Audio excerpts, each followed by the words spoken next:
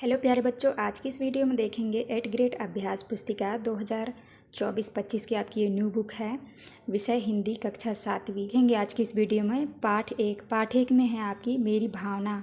तो चलिए वीडियो की स्टार्ट करते हैं। पहला क्वेश्चन आता है आपका बहुविकल्पीय प्रश्न।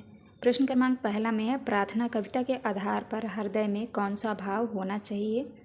तो आपका उत्तर हो जाएगा ए नंबर प्रेम। तो यहाँ पे आपको प्रेम लिख देना है। दूसरे में कविता में सौंदर्य उत्पन्न करते हैं, तो आपका उत्तर हो जाएगा सी नंबर अलंकार।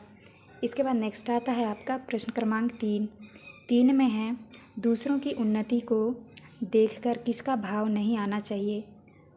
तो आपका जो उत्तर है डी नंबर रहेगा ईर्ष्या का भाव नहीं आना चाहिए। इसके बाद आता है आपका चौथा में है, बुरे रास्ते पर चलने वालों के प्रति कवि के मन में आने वाला भाव है।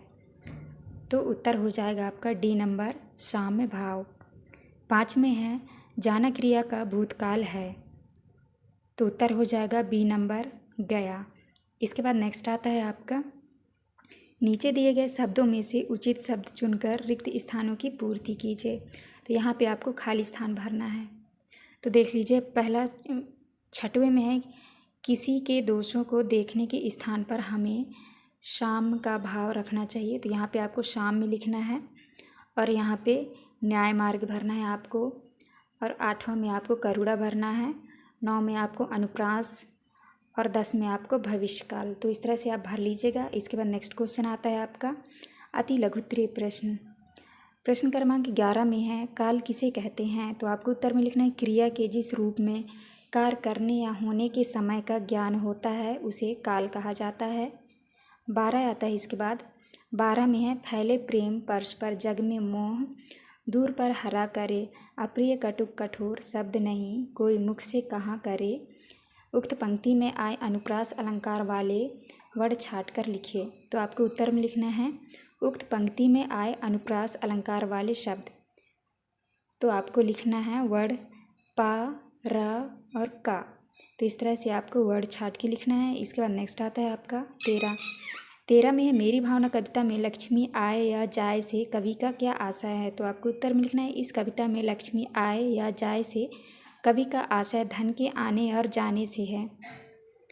14 आता है, मेरी भावना कविता में कवि किससे दूर होना चाहता है? उत्तर होगा, कवि धन दौलत मोह लोभ लालच आदि से दूर होना चाहता है। इसके बाद नेक्स्ट आता है आपका लघुत्तरीय प्रश्न। प्रश्न क्रमांक 15 में है, हमें किसी से अप्रिय व कठोर शब्द क्यों नहीं कहना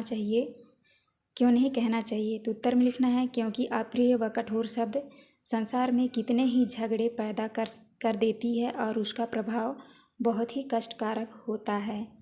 इसके बाद आता है आपका 16 में है, मैत्री भाव जगत में मेरा सब जीवों से नित्य रहे।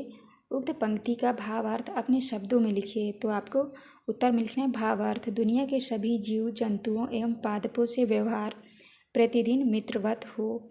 इसके बाद नेक्स्ट आता है आपका 17। प्रश्न क्रमांक 17 में है, मेरी भावना कविता में आए किन किन सद्गुणों को आप अपनाना चाहेंगे? उत्तर में लिखना है, दया, प्रेम, करुणा, न्याय, परोपकार एवं धैर्य जैसे सद्गुणों को अपनाना चाहिए। इसके बाद आता है आपका 18। प्रश्न क्रमांक 18 में है, किसी व्यक्ति के किस किस व्यवहार को देखकर आप अनुमान लगा सकते हैं कि वह उच्च भाव वाला व्यक्ति है? तो आपको उत्तर में लिखना है, किसी व्यक्ति के अच्छे व्यवहार को देखकर हम अनुमान लगा सकते हैं कि वह उच्च भाव वाला है। इसके बाद नेक्स्ट आता है आपका दीर्घ उत्तरीय प्रश्न। प्रश्न क्रमांक 19 में है, न्याय मार्ग पर डटे रहने के लिए हमें किन किन बातों से दूर रहना चाहिए? उत्तर में लिखना है, न्याय मार्ग पर डटे रहने के लिए व्यक्ति को स्थिर और निष्कपट रहना चाहिए। उसे अपनी बात स्पष्ट और तथ्याधारित रखनी चाहिए। विवाद को बढ़ावा नहीं देना चाहिए और कानूनी प्रक्रियाओं का पालन करना चाहिए।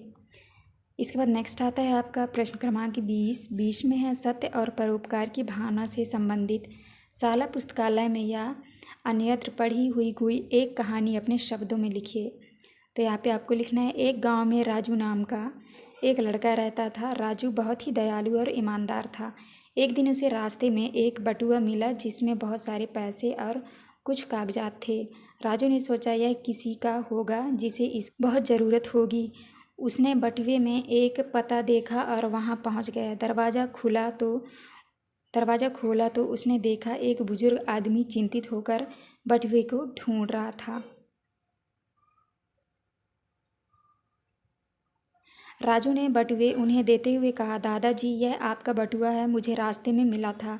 बुजुर्ग आदमी की आंखों में आंसू आ गए। उन्होंने राजू को गले लगाते हुए कहा, बेटा तुम्हारी ईमानदारी ने मेरा विश्वास इंसानियत पर और मजबूर कर दिया है।